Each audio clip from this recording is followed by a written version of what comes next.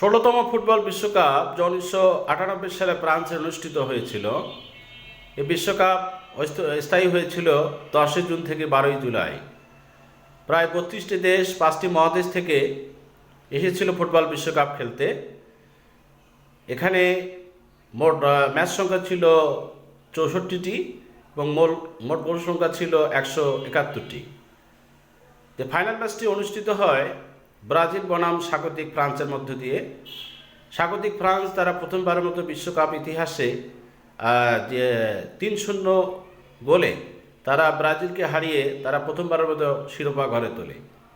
জিদিনে Yazid Zidane এর charismatic লিডারশিপেই France প্রথমবারের মতো চ্যাম্পিয়ন হয় ফুটবল বিশ্বকাপে। 10টা ভেন্যু 10টা হোস্ট সিটিতে অনুষ্ঠিত হয়েছিল এই ১৬তম ফুটবল বিশ্বকাপ, যা ফ্রান্সে অনুষ্ঠিত হয়েছিল। এখানে ড্যাভাস সুকার ক্রোয়েশিয়া থেকে 6টি গোল করেছিলেন এবং বেস্ট প্লেয়ার হয়েছিলেন এখানে আমরা জানি রোনালদো, ব্রাজিলের রোনালদো, তিনি বেস্ট প্লেয়ার হিসাবে নির্বাচিত হয়েছিলেন এই বিশ্বকাপে।